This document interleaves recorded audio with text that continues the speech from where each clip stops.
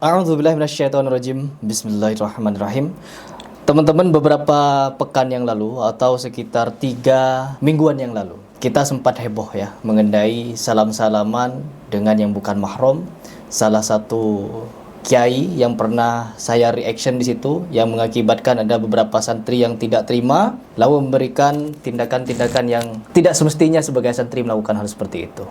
Dan di sini saya mewujudkan permintaan dari kalian semua yang dimana dari kemarin coba datangi asatidz, coba minta pendapat bagaimana hukum salaman sebenarnya. Kalau saya kan bukan ulama, saya bukan kiai, bukan ustadz atau bukan apa. Saya di sini hanya sebagai seorang muslim yang terkadang melihat sesuatu itu ingin sekali speak up. Akhirnya saya mencoba untuk bertanya-tanya seperti apa hukumnya. Dan di sini saya mendatangkan seorang ulama yang akan menjawab semua pertanyaan kalian di video ini mengenai salaman, bahkan sampai ke akar-akarnya agar ini clear. Yaitu saya kedatangan tamu Syekh Ahmed Al-Misri. Assalamualaikum Syekh. Waalaikumsalam warahmatullahi wabarakatuh. Bagaimana kabar? Alhamdulillah sehat. Masya Allah.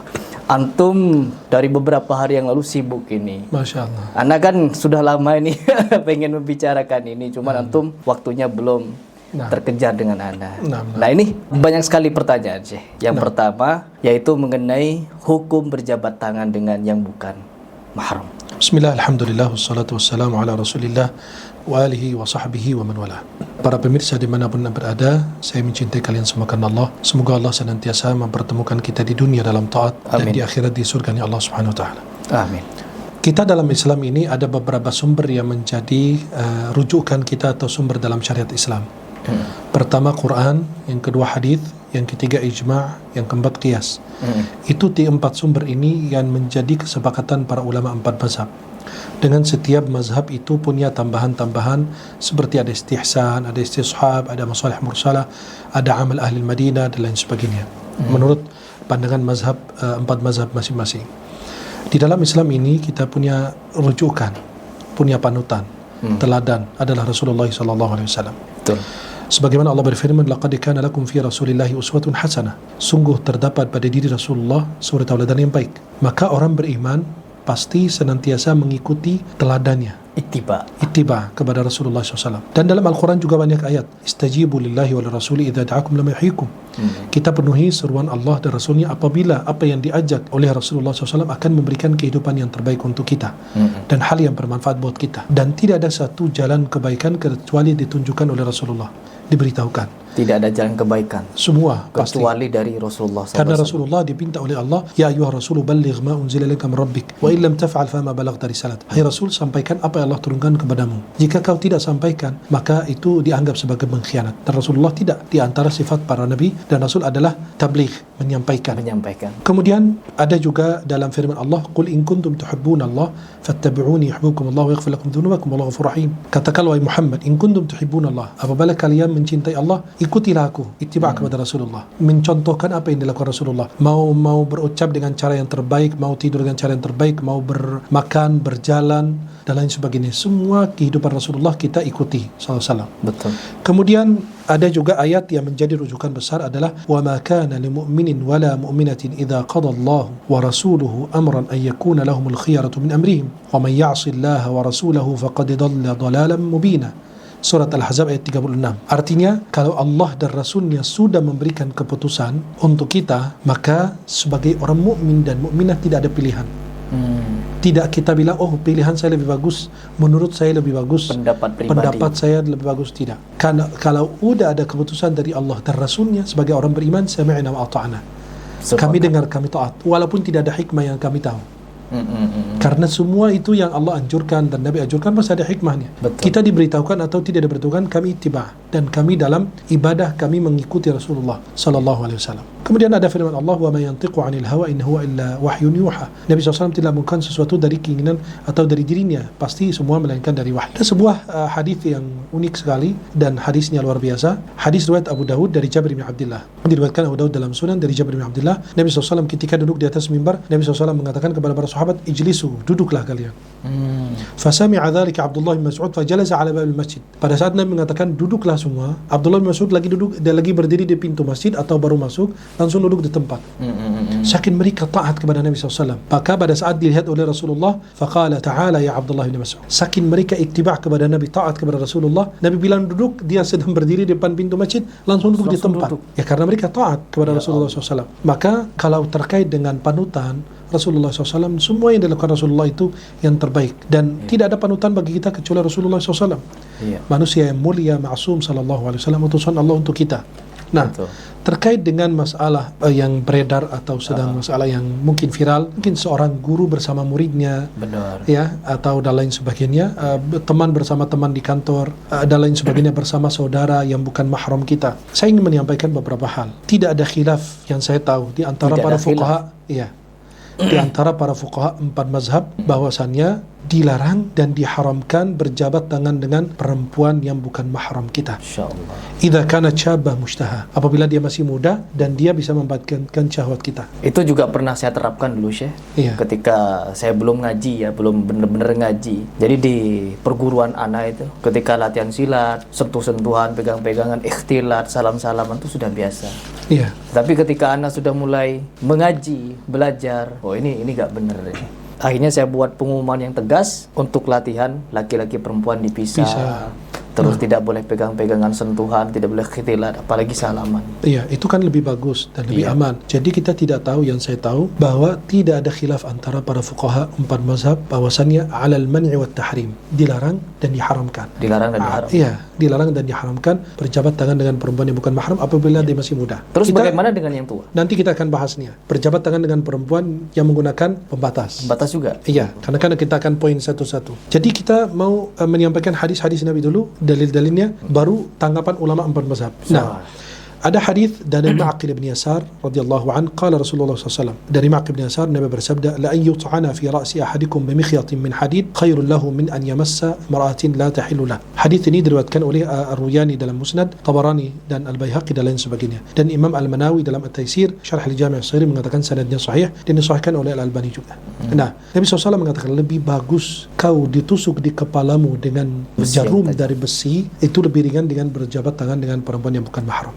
Terus yang kedua, Nabi SAW mengatakan dalam hadis yang diriwayatkan Imam Malik dalam Muwatta dan Abdul Razak dalam Musannaf dan Imam Ahmad dalam Musnad, Tirmidzi dalam Sunnah, As-Sunan, Ibnu Majah dalam Sunan, Ibnu Hibban dalam Sahihnya, Ibnu Jarir Tabari dalam Tafsir, dan sanadnya sahih, disahihkan oleh Tirmidzi, Ibnu Katsir ketika beliau menafsirkan surat Al-Mumtahanah. Nah, Nabi SAW mengatakan dari riwayat Umaymah bintu Ruqaiqah At-Taymiyah, Nabi SAW mengatakan, inni la usafihun nisa. Saya tidak berjabat tangan dengan perempuan yang bukan mahram saya. Diriwayatkan dari Asma binti Yazid bahwasanya Rasulullah SAW jama'a nisa al-Madinah lil bai'ah. Pada saat itu wanita di kota Madinah dikumpulkan oleh Rasulullah untuk berbaiat kepada Nabi SAW. Kemudian Nabi SAW mengatakan pada saat mereka ingin berjabat tangan dengan Nabi, kata Nabi, inni lastu usafih nisa. Saya tidak berjabat tangan dengan perempuan, tidak bersentuhan. Hadis ini diriwayatkan Ahmad dalam Musnad, Al-Humaydi dalam Musnad, Abu Nu'aim dalam Hilyatul Awliya, Tabarani dalam Al-Kabir, Ibnu Sa'ad dalam At-Tabaqat, Ibnu Abdul Barr dalam kitab At-Tamhid, kemudian dihasankan oleh Al-Hafidh Ibn Hajar Al-Asqalani dalam kitab Fathul Bari dan Al-Busairi fil Ithaf. Kemudian dari Sayyidah Aisyah radhiyallahu anha, ketika wanita atau kaum perempuan mau berbaiat kepada Rasulullah SAW, kata Nabi SAW, wa ma massat yaduhu yada imra'atin qat illa imra'atan yamlikuha. Hadis ini diriwayatkan Imam Bukhari dalam Sahih beliau, tidak bisa diperdebatkan lagi. Berdebatkan hadis ini. Dan Tirmidzi dalam Sunan, An-Nasa'i dalam kitab Ishratun Nisa, Ahmad dalam Musnad, Al-Baihaqi dalam Sunan Al-Kubra. Jadi dalam hadis ini kata Sayyidah Aisyah, tangan Nabi SAW tidak pernah bersentuhan dengan perempuan yang bukan mahramnya qat itu sama sekali. Iya, illa imra'atin yamlikuha. Artinya yang halal bagi beliau, antara istrinya atau budaknya SAW. Dan Imam Waliddin Al-Iraqi beliau mengatakan Nabi SAW berbaiat kepada mereka dengan lisan, ya. Tanpa itu sentuhan. cukup, tanpa sentuhan. Kemudian min ghairi akhdhi kaffin wala musafahah, tanpa menulurkan tangannya atau bermusafahah, berjabat tangan dengan mereka. Padahal ada kain di situ ya, Syekh. Iya. Misalkan boleh pakai kain kan? Ya, bisa. Bisa pakai kain harus. Dari Abdullah bin Amr bin Al-As, anna Rasulullah SAW kana yusafihu nisa fil bai'ah. Dari Abdullah bin Amr bin Al-As, beliau menyampaikan bahwa Nabi SAW pada saat berbaiat kepada kaum perempuan tidak berjabat tangan mereka. Hadis ini diriwayatkan Ahmad dalam Musnad dan dihasankan oleh Al-Haythami dalam Mujam' Az-Zawaid dan As-Suyuti dan dihasankan oleh Al-Albani dalam As-Sahihah dan hasanahu Al-Hafidh. Nah, Kemudian Rasulullah SAW juga menjelaskan dalam hadis Bukhari Muslim, al-yadu zinahan batsh. Ya. Tangan itu berzina dengan bersalaman. Benar. Dan juga ada banyak sekali riwayat-riwayat dari Rasulullah SAW. Ya Allah. Nah, ini kan kita sampaikan hadis yang sahih. Kita lihat dulu pendapat ulama empat mazhab. Lalu bagaimana kalau mereka untuk membela salam-salaman itu dengan beberapa hadis yang mereka juga bawakan sih. Yang pertama yaitu Nabi Muhammad yang katanya pernah dipegang tangannya sama budak di Madinah atau bagaimana gitu ceritanya. Terus ketika Nabi Muhammad dibelai rambutnya sama siapa namanya? Bibi beliau. Iya. Itu kan mahramnya beliau. Iya, itu kan mahram. Tapi mereka tidak Jadi memakai mereka itu. berdalil dengan hadis yang antaranya satu. Mereka salah pahami. Iya, iya. Oh, mereka salah paham. Ya kan mahramnya beliau. Ya, satu. Yang kedua, mereka itu memahami dengan sesuatu yang marjuh. Ada rajih, ada marjuh, sesuatu yang lemah. Atau hadisnya lemah atau hadisnya palsu. Ya, waktu itu diriwayatkan bahwa ada salah satu sahabat Nabi Abu Bakar atau Umar. Wakili Rasulullah untuk berjabat dengan perempuan. Itu bagaimana tuh? Itu tidak sahih. Tidak sahih ya? Secara sanad tidak sahih. Jadi mereka itu selalu, ya, nggak bisa kita dalam hukum tidak bisa jadikan hadis dhaif sebagai hujjah. Yang dijadikan hujjah adalah hadis sahih. Oh, mungkin karena mereka menganggap kalau ana tidak mungkin akan bisa mencari atau menelusuri hadis itu sahih atau dhaif. Akhirnya mereka pakai untuk nyerang ana di bagian Tidak, hadisnya itu tidak sahih, riwayat tidak sahih, dan orang yang punya ilmu tentang jarh wa ta'dil dan ilmu hadis, dia akan faham bahwa riwayat itu tidak sahih sama sekali. Semua riwayat yang mereka sampaikan itu antara mereka salah paham, bahwa itu adalah mahramnya Rasulullah SAW, kemudian bersentuhan dengan Nabi, kemudian yang kedua mereka berdalil dengan hadis yang dhaif atau suatu yang marjuh yang memang tidak sahih sama sekali. Jadi intinya mereka mau nyari pembenaran, bukan kebenaran dan mencari kemenangan. Iya. Jadi gini, kalau dalam sebuah persoalan kita cari kebenaran, bukan pembenaran. Betul. Bukan kita berdebat, kita berdiskusi, bukan cari kemenangan, tapi kita semua mencari kebenaran. Yang mana yang benar mereka turuti, mereka taati. Maka dalam empat mazhab ini, Imam Al-Marghinani itu dalam mazhab Hanafi. Imam Al-Marghinani dalam kitab sahib kitab Al-Hidayah, beliau mengatakan apa? Dalam mazhab Hanafi, la yahillu lahu an yamassa wajha wala kaffaiha wa in kana ya'manu syahwa. Tidak dihalalkan bagi laki-laki bersentuhan menyentuh wajah atau telapak tangan perempuan yang bukan mahram walaupun aman dari syahwat. Aman dari ini itu meskipun aman dari syahwat. Walaupun aman. Kemudian Imam As-Samarqandi mengatakan apa? Wa ammal massu fayahrum sawa'un an syahwa wa an ghairi syahwa. Wa hadha in kana syab. Itu dilarang, bermas itu bersentuhan haram. Sama saja ada syahwat atau tidak, fitnah atau tidak. Dalam kitab Tuhfatul Fuqaha. Imam Az-Zailai dalam kitab Tabyinul Haqaiq mengatakan wala yajuzu lahu ay yamassa wajhaha wala kaffaiha wa in amila syahwa. Tidak boleh bersentuhan menyentuh wajahnya, telapak tangannya walaupun aman dari fitnah. Kemudian Imam Al-Kasani dalam kitab Bada'us Sana'ih, wa amma hukmu massi hadaini al-udwain, hukum menyentuh dua anggota tubuh ini, maksudnya wajah dan telapak tangan, fala yahillu massahuma. Artinya tidak halal bagi seseorang yang bukan mahram untuk menyentuh dua ini. Itu mazhab Hanafi. Mazhab Maliki mengharamkan persentuhan laki-laki dengan perempuan yang bukan mahram, sebagaimana dalam Ahkamul Quran Ibnu Al-Arabi dan dalam kitab Aridatul Ahwadi dan Al-Muntaqa Syarhil Muwatta. Dalam mazhab Syafi'i, Imam An-Nawawi berkata dalam kitab Al-Adhkar, qala ashabuna, menurut sahabat kami, artinya mazhab Syafi'i, kullu man haruma an-nazar ilaih haruma massuhu, balil mas asyad. Sesuatu yang diharam dilihat, kan maaf, kita kalau bertemu dengan perempuan memandanginya itu kan dilarang. Kita disuruh menundukkan pandangan. Sesuatu yang diharamkan kita melihatnya, apalagi bersentuhan dengannya, itu haramnya lebih keras lagi. Fa innahu yahillu an-nazaru ila al-ajnabiyyah, kata beliau, halal Anda melihat perempuan yang bukan mahrammu pada idza arada an yatazawwajaha, apabila dia ingin menikahinya. Kan kalau kita mau menikah harus lihat dong. Masa kita ambil ini kan langsung. Maka kita lihat wajahnya, telapak tangannya. Kenapa? Kecuali telapak tangan itu menunjukkan telapak tangan itu menunjukkan dia kurus, gemuk, segala macam kan.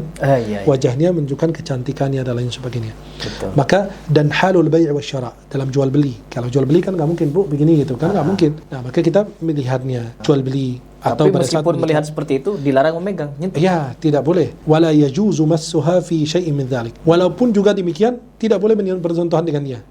Kemudian dan Imam Nawawi menukil haramnya bersentuhan dengan perempuan yang bukan mahram dalam Syarh Sahih Muslim, Syarh Nawawi. Kemudian Ibnu Hajar dalam Fathul Bari dan Al-Iraqi dalam Tarh At-Tathrib. Itu mazhab Hambali. Kan tadi mazhab Hanafi, Maliki dan Syafi'i, sekarang Hambali. Hambali mengatakan apa? Ibnu Taimiyah dalam kitab Al-Fatawa Al-Kubra, Ibnu Muflih dalam kitab Al-Adab Asy-Syar'iyyah, Ghidha'ul Albani As-Safarini dan dalam kitab Manarus Sabil. Semua ini juga mengharamkan. Saya di sini menukil ada 23 kitab dalam 4 mazhab yang mengharamkan hal demikian. 23 kitab? Ya. yang menjadi rujukan kita dalam 4 mazhab ini. Satu, Al-Mabsut, Imam Sarakhsi, Al-Hanafi. Beliau wafat 482 Hijriah. Ya, dalam kitab Tabyinul Haqaiq, Syarh Kanz ad-Daqaiq. Uthman ibn Ali Az-Zailai. Beliau wafat 743. Nah, itu di jilid ke-10 halaman 264. Kemudian dalam kitab Al-Fatawa Al-Hindiyah fi Madhab Abi Hanifah, Maulana Syekh Nizam wa Jama'a min ulama al-Hind, dalam jilid ke-5 halaman 329. Kemudian dalam kitab Al-Muhitul Burhani fil Fiqh An-Nu'mani fi Fiqh Imam Abu Hanifah An-Nu'man, ya, Burhanuddin Abu Al-Ma'ali Mahmud ibn Ahmad ibn Abdul Aziz ibn Umar ibn Mazah Al-Bukhari Al-Hanafi. Beliau wafat 616 Hijriah. Dalam kitab beliau Al-Muhitul Burhani jilid ke-5 halaman 176. Kemudian dalam kitab Al-Hidayah Syarh Bidayatil Mubtadi fi Fiqh Al-Hanafiyah, dalam mazhab Hanafi, Burhanuddin Al-Marghinani. Beliau wafat tahun 593 Hijriah di jilid ke-4 halaman 83. Dalam kitab Tuhfatul Fuqaha dalam mazhab Hanafi, Imam Alauddin Muhammad ibn Ahmad As-Samarqandi, beliau wafat 539 Hijriah di jilid ke-3 halaman 334. Dalam kitab Tuhfatul Muluk mazhab Hanafi juga, Zainuddin Muhammad ibn Abi Bakr ibn Abdul Qadir Ar-Razi, beliau wafat sesudah tahun 666 Hijriah di jilid pertama halaman 230. Kemudian dalam kitab Al-Lubab fi Syarh Al-Kitab, Syekh Abdul Ghani Al-Ghanimi Al-Maidani, beliau wafat 1298 mazhab Hanafi di jilid ke-4 halaman 23. Dalam kitab Hasyiat Ibnu Abidin, karangan Ibnu Abidin, beliau wafat 1252 Hijriah, 1252 Hijriah. Di dalam kitab Hasyiat Ibnu Abidin, itu rujukan dalam mazhab Hanafi, jilid ke-5 halaman 235. Kemudian Majma'ul Anhur fi Syarh Multaqa Al-Abhur, Abdul Rahman ibn Syekh ibn Muhammad ibn Sulaiman Al-Ma'ruf bi Syekh Zadah Al-Hanafi, beliau wafat 1078 Hijriah di jilid kedua halaman 540 Hijriah. Hasyiatul Adawi ala Kifayatul Talib Ar-Rabbani, Risalat Ibnu Abi Zaid Al-Qayrawani Al-Allama Al-Muhaqqiq Ali As-Sa'idi Al-Adawi, beliau wafat 1189 Hijriah di jilid kedua halaman 437 dalam mazhab Maliki.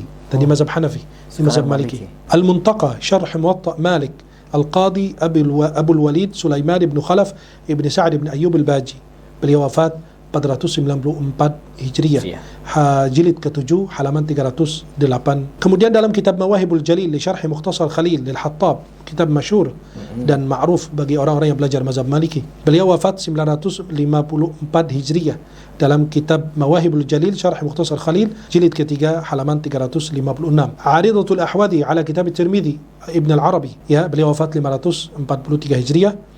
Kemudian ada kitab Al-Fawaqih Ad-Dawani ala Risalat Abi Zaid Al-Qayrawani, wafat 386 Hijriah, ta'lif Ahmad ibn Ghunaim ibn Salim An-Nafrawi Al-Maliki, beliau wafat 1126 Hijriah di jilid kedua halaman 424. Kemudian Bulghatus Salik Al-Aqrab Al-Masalik ala Syarh As-Saghir li Ahmad Ad-Dardir, ta'lif Syekh Ahmad As-Sawi Al-Maliki, beliau wafat di 1241 Hijriah. Dan di kitabnya Bulghatus Salik ini jilid ke-4 halaman 431. Dalam kitab Mazhab Syafi'i Al-Adhkar min Kalam Sayyid Al-Abrar Imam An-Nawawi Ad-Dimashqi, karena ada Nawawi Al-Jawi, ini Nawawi Ad-Dimashqi, pengarang Sahih Syarah Sahih Muslim dan Arba'in Nawawiyah dan Riyadhus Shalihin. Itu bedanya apa? Bedanya kan Syekh Nawawi Al-Jawi orang Indonesia, kalau Syekh Imam Nawawi, Imam Zakaria bin Muhyiddin Abu Zakaria Nawawi, itu pengarang Sahih Muslim.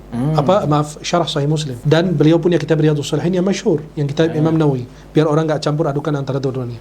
Dalam kitab Al-Adhkar, Imam Nawawi wafat 676 Hijriah. Dalam kitab Al-Azkar 228 halaman 228. Itu yang tadi saya sampaikan dari kitab Al-Adhkar.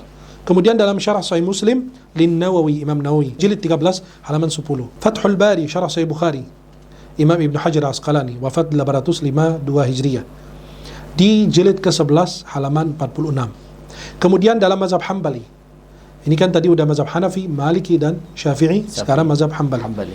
Al-Adab Syar'iyyah wal Minah Al-Mar'iyyah Syamsuddin Abi Abdullah ibn Muflih Al-Maqdisi, beliau wafat 763 Hijriah di jilid kedua halaman 269.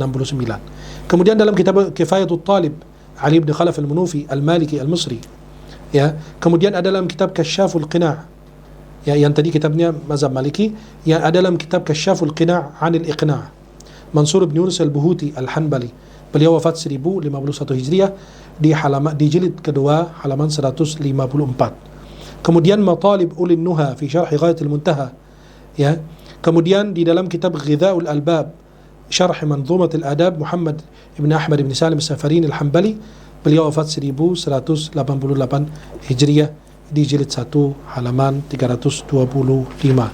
Dan ini semua pendapat ulama 4 mazhab mengharamkan dan melarang laki-laki bersentuhan dengan perempuan yang bukan mahramnya apabila dia masih muda. Nah, kita masuk ke poin keduanya. Apabila dia sudah tua, apabila perempuan tersebut ajnabiyah, artinya bukan mahram kita, laisat bisyabah, artinya termasuk orang yang rentah, yang sepuh. Iya. Itu terjadi perselisihan antara para ulama. Yang sepuh saja ada perselisihan. Iya. Tapi ada yang membolehkan. Ya. Pendapat pertama mengatakan haram. Tetap haram. Kata ulama, ya haram walaupun dia sudah sepuh. Dan ini pendapat jumhur ulama, mayoritas ulama. Dan ini pendapat dalam mazhab Maliki dan Syafi'i dan pendapat Ibnu Taimiyah dan pendapat Imam Ahmad bin Hanbal. Pendapat yang kedua, membolehkan perempuan berjabat tangan atau laki-laki bersalaman dengan perempuan yang sudah rentah, yang tidak ada, maksudnya tidak bisa kita membangkitkan syahwat kita kalau berjabat tangan dengannya. Maaf, yang sudah usia 80, 90, yang sudah rentah sekali, tidak ada nafsu dan lain sebagainya. Betul. Nah, maka kata ulama tidak boleh berjabat dengannya, tapi dengan syarat aman dari fitnah. Itu gimana itu? Ya, aman dari fitnah artinya dari dua-duanya, artinya memang dia sudah rentah, maaf, ada nenek-nenek yang sudah 90, kan udah nggak ada yang harapkan lagi gitu kan, maksudnya nggak ada membangkitkan syahwat kalau berjabat dengan tangan dia atau berjabat dengan tangan kita, mereka juga membolehkan dengan syarat tersebut. Tapi pendapat yang pertama itu lebih kuat, dengan juga mengharamkan. Ini dengan orang tua beda dengan anak-anak ya Syekh. Misalkan anak-anak 10 tahun ke bawah itu kan masih Kalau anak yang 10 tahun ke bawah itu ulama masih membolehkan. Iya. Kenapa? Artinya belum balik. Kalau Belum sudah balik. balik haram. Betul. Ya, kalau masih kita kan, maaf, anak kelas 1 SD, masih kecil gitu kan, itu nggak masalah. Tapi kalau ada syahwat juga nggak boleh. Kan ada anaknya agak cantik, gemuk, lucu gitu kan, segala macam. Ada anak kelas 2, tapi kelihatan kayak sudah gede, udah besar. Ada yang kelas 3, mending juga dihindari. Mending dihindari. Tapi kalau masih kecil-kecil masih aman. Betul. Ya, kecuali kalau Anda merasa diri Anda itu tidak bisa mengontrol diri Anda, maka lebih bagus ditinggalkan. Maka itu kita bahas, berjabat tangan dengan perempuan yang bukan mahram, yang masih muda, dan yang sudah rentah, yang sudah tua. Yang sudah tua itu terjadi perselisihan ulama, dan pendapat yang kuat, karena dalil mereka lebih kuat adalah pendapat yang juga mengharamkan. Begitu. Tapi ada Karena juga gini, yang membolehkan untuk orang tua. Sebagian guru di sekolahan beralasan berjabat tangan dengan muridnya, itu murid saya nggak ada niat apa-apa. Loh, niat Anda itu tidak lebih suci dari Rasulullah. Nabi itu ma'sum, yang mulia, sallallahu alaihi wasallam. Nabi aja yang hatinya bersih, yang hatinya mulia, tidak mau berjabat tangan dengan mereka. Apakah hati Anda lebih bersih dari Rasulullah? Innalillahi wa Itu kan pertanyaannya. Kalau antum bilang murid antum itu sudah balik. Iya, betul. Maaf, saya kadang-kadang melihat security di sekolahan berjabat tangan dengan anak-anak sekolahan atau dengan gurunya. Alasan apa? Karena itu murid saya. Bukankah besok kamu bisa menikahinya? Kan bisa kan, anak SMP, SMA bisa nikah. Betul kah? Betul, saya. Nah, Rasulullah aja yang usianya udah di atas 50 ke atas lah, perempuan mau berjabat tangan dengan beliau nggak mau. Karena padahal Nabi hatinya bersih. Apakah hati antum lebih bersih dari Rasulullah? Antum yang bisa jawab, atau teman-teman yang nonton bisa menjawab. Betul nggak? Betul. Guru-guru yang mengatakan, atau kiai, atau ustadz, atau syekh, atau habib, atau siapapun dia, berjabat tangan dengan jamaah, itu jamaah saya, itu kayak saudara saya, itu adik suami saya, itu kakak suami saya, itu nggak boleh. Lebih bagus kita hindari. Kenapa berjabat tangan dilarang? Karena itu bisa menyebabkan banyak fitnah, membuka pintu persoalan yang kita tidak bisa tutup di kemudian hari. Maka Nabi SAW mengatakan apa? Ketika Nabi mengatakan, jangan kalian masuk ke tempat-tempat perempuan. Iyyakum wadkhulu 'ala nisa. Ada sahabat dari Ansar bilang, ya Rasulullah, gimana ipar? Kata Nabi SAW apa? Ipar adalah maut. Artinya apa? Ipar adalah maut. Kenapa? Orang bertanya, bagaimana ipar? Karena ipar itu masuk keluar rumah biasa, karena dia keluarga. Mereka menganggap, bagaimana dengan ipar yang bisa masuk keluar rumah biasa aja? Kata Nabi, ipar adalah maut. Alhamu al-maut, kata Nabi. Kenapa? Pertama, kata ulama, kok bisa disamakan dengan kematian? Karena Nabi SAW mengingatkan kita, kalian hindari berikhtilat, menjauhi ikhtilat sebagaimana kalian menghindari kematian. Kan ikhtilat itu kan menyebabkan banyak musibah. Berduaan, berkhalwat dengan perempuan yang bukan mahram. Satu. Kemudian apa kata Nabi? Disamakan dengan kematian. Sebagaimana kalian menghindari kematian, begitu menghindari ikhtilat. atau berkhalwat dengan perempuan yang bukan mahram. Itu yang pertama. Yang kedua, menyebabkan hati kita mati. Kalau ipar masuk ke rumah kita, ya bertemu istri kita, berduaan dengan istri kita, itu kan kata Nabi SAW apa? Al-maut. Artinya apa? Bisa mematikan hati, iman di dalam hati. Terus yang ketiga, bisa menyebabkan kematian dengan rajam. Kalau mereka berduaan satu rumah berzina, kemudian masing-masing sudah nikah, ya kan disebut muhsan. Itu dirajam sampai mati. Nah, itu yang disampaikan oleh Rasulullah. Maka Nabi selalu mengingatkan kita untuk selalu menutup pintu fitnah.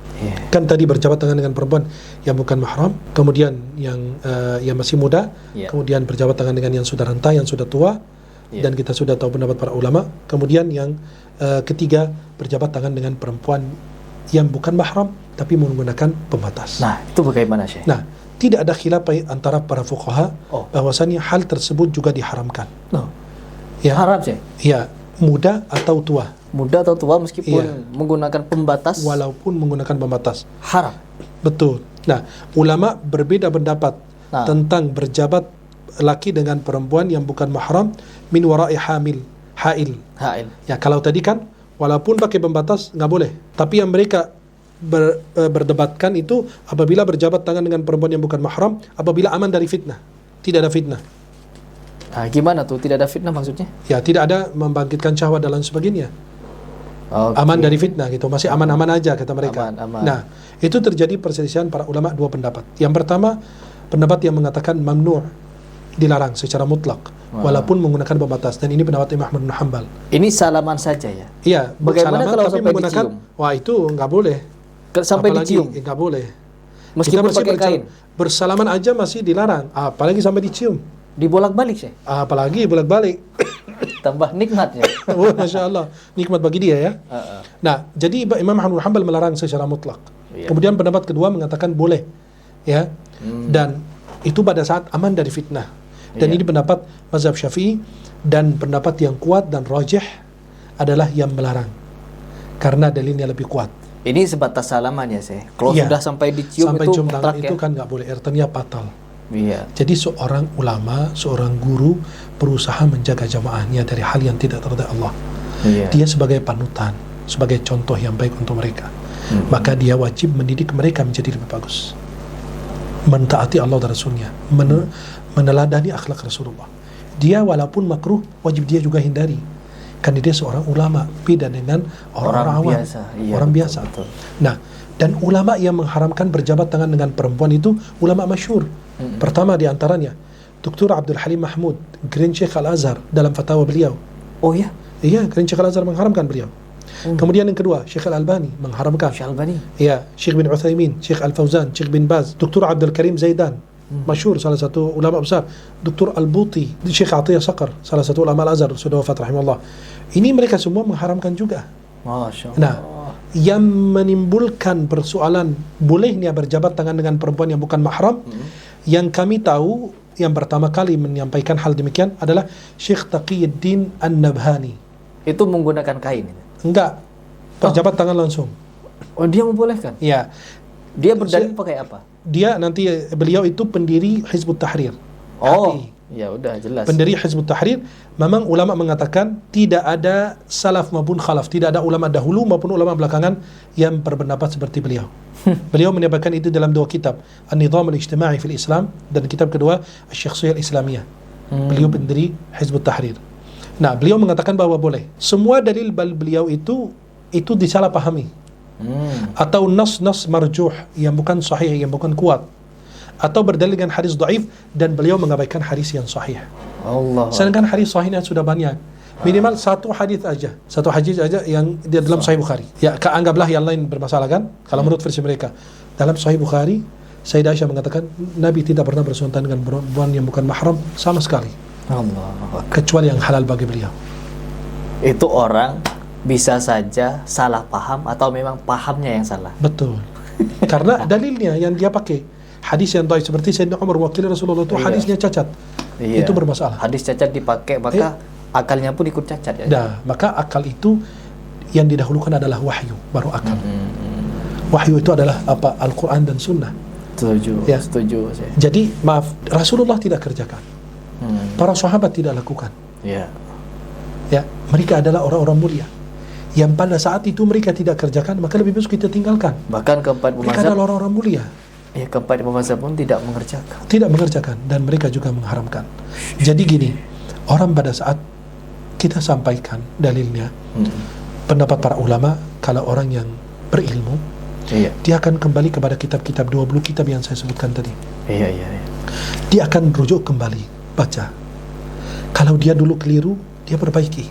Karena yang mereka bela ini kan, ketika mereka ngajak anak debat ini itu, mereka bukan mengarah pada ciuman-ciumannya, tapi sentuhannya gitu. Padahal kan di situ yang terjadi di kita ini, di lingkungan kita ini, jabat tangan sekaligus dicium, Kalau jabat tangan saja tidak boleh, bagaimana sampai dicium? Ya, memandangi aja kata Imam Nawawi tidak boleh, apalagi bersentuhan. Sampai dicium-cium. Itu lebih ayat, apalagi menciumnya.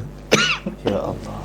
Jadi kalau orang itu yang benar, yang wajar, yang faham, yang berilmu, tidak ada masalah kalau kita mengakui salah. Iya. Imam Syafi'i rahimahullah ta'ala punya mazhab qadim, mazhab lama, ketika di Irak. Iya. Kemudian beliau ketika di Mesir punya mazhab jadid, mazhab baru. Kenapa sampai hal demikian terjadi? Karena kata ulama, dalam perjalanan Imam Syafi'i ada hadis-hadis baru yang ditemukan oleh beliau. Kan dulu mengakses hadis kan susah kayak kita, beda dengan kita sekarang. Tidak seperti sekarang. Iya. Kita udah dicetak di mana-mana, punya maktabah syamilah, punya PDF segala macam. Apalagi sudah ada komputer, kita tinggal cari keywordnya. Cari gampang, maktabah syamilah gitu, Durar Saniyah dan lain sebagainya. Tapi yang saya ingin sampaikan adalah Imam Syafi'i aja bisa merubah pendapatnya ke mazhab jadid. Kenapa? Karena ada tambahan nilai ilmu. Iya. Maka itulah orang yang berilmu. Jadi ketika saya ditegur, Syekh, dulu pernah saya lagi menyampaikan hadis ketika saya kuliah di Al-Azhar. Saya ngisi salah satu kajian tentang sifat salat Nabi di salah satu masjid di Mesir. Saya menyampaikan hadis, "Man lam tanau salatu al-fahsya'i wal munkar fala salatalah." Siapa yang tidak salatnya mencegahnya dari perbuatan keji dan munkar, maka tidak salat baginya. Itu hadis munkar. Saya kan nggak tahu. Saya juga nggak mau berdusta atas nama Nabi SAW. Iya. Kalau anda tahu hadisnya syacat, masa anda sampaikan? Maka yang saya lakukan pada saat itu, saya mengucapkan terima kasih kepada orang yang menyampaikan hal tersebut.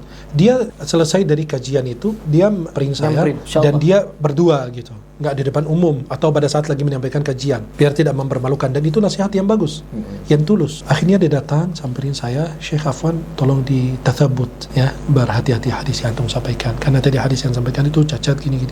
Saya langsung ucapkan terima kasih, jazakallahu khair. Kenapa? Anda masih di dunia, masih bisa minta maaf, bisa berbaiki. Iya. Tidak diucapkan lagi. Itu karena Syekh murni belum tahu ya. Belum tahu. Akhirnya saya teliti, wah hadisnya munkar ternyata, hadisnya bermasalah. Akhirnya sejak itu saya sudah berusaha menghafal hadis itu berdasarkan sahihnya atau dhaifnya. Maka kadang-kadang saya sampaikan hadis, ini hadisnya dhaif, ini hadisnya sahih, ini hadisnya dihasankan oleh para ulama. Saya berusaha menghafal ini. Kenapa? Tidak dihalalkan bagi seorang khatib atau penceramah atau dai atau ulama menyampaikan satu hadis kecuali dia mengetahui status hadis itu sahih atau tidak.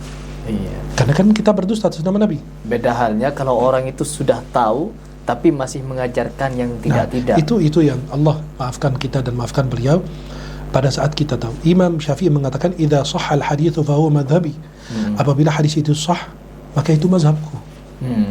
Maka sampai ulama mengatakan, apabila kalian menemukan perkataan saya berbeda dengan hadis Rasulullah, buanglah perkataan saya. Adrubu bai' ardal haq, Imam Malik. Dan Nabi SAW, Imam Malik ketika mengajar di Masjid Nabawi, beliau mengatakan, kullun yu'khadh minhu wa yurad illa al-ma'sum SAW. Semua diambil perkataannya dan ditolak kecuali al-ma'sum Rasulullah. Atau dalam riwayat illa sahib hadzal qabr. Karena beliau mengajar Masjid Nabawi, mengatakan kecuali yang punya makam ini, kuburan ini SAW.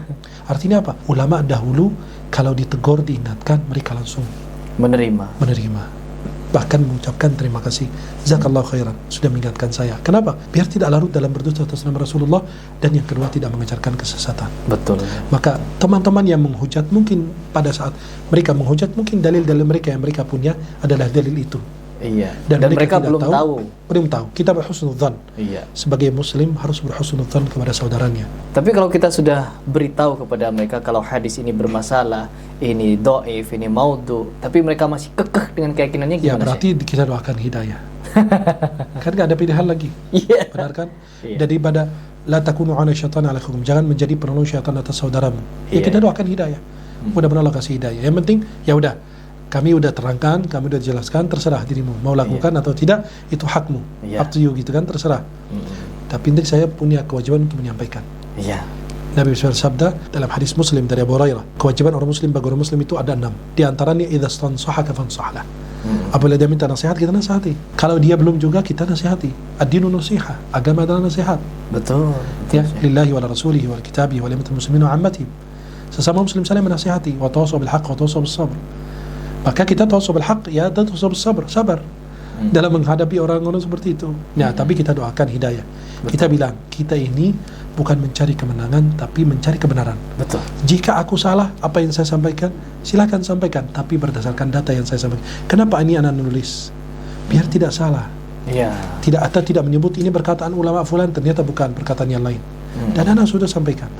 Kewajiban saya menyampaikan. Masalah hidayah atau petunjuk engkau menjadi lebih bagus atau tidak, itu bukan hak kita, ya. Bukan hak kita lagi. Tetap hak Allah Subhanahu wa ta'ala. Karena hidayah itu di tangan Allah. Kalau kita cuma berdakwah. Nahnu du'a wa lasna qudha. Kami adalah dai, berdakwah, mengajak, bukan qadhi, menghakimi orang lain. Betul. Mudah-mudahan Allah kasih hidayah untuk kita semua insyaallah. Amin. Allah taala alam bissawab. Allahu akbar. Jadi sudah sangat komplit, jelas ya, ibarat apa namanya itu? Ini bukan singkat padat ya, tapi panjang, padat, detail, rinci, dan jelas, khatam ya. Jadi apa yang disampaikan oleh Syekh Ahmed Al-Misri akan menjawab semua pertanyaan kalian, bahkan apa yang kalian sampaikan dan apa yang kalian tentang. Memang dari kemarin saya menyampaikan seorang diri, tapi di samping saya menyampaikan seorang diri, saya sudah banyak bertanya, apakah saya perlu menyampaikan ini? Apa yang perlu Anda sampaikan? Dan bagaimana cara saya menyampaikan? Itu sudah saya bicarakan dengan guru-guru saya. Jadi, kurang dan lebihnya itu sudah melalui verifikasi. Dan saya pribadi bukan siapa-siapa. Ya, tanpa seorang guru saya tidak akan bisa apa-apa. Apalagi tanpa nasihat dari beliau seperti Syekh Ahmed dan asatidz-asatidz lainnya. Jadi teman-teman, mungkin itu saya ingin sampaikan, dan juga apa yang disampaikan oleh beliau, semoga ini bisa bermanfaat dan membuka kita agar kedepannya untuk memperbaiki diri, mencari kebenaran, bukan kemenangan, apalagi pembenaran. Apabila di video ini ada yang salah, keliru, menyinggung, itu menjadi kesalahan, kami berdua, kami minta maaf, dan apabila ada yang benar itu dari Allah Subhanahu wa ta'ala. Assalamualaikum warahmatullahi wabarakatuh. Assalamualaikum warahmatullahi wabarakatuh.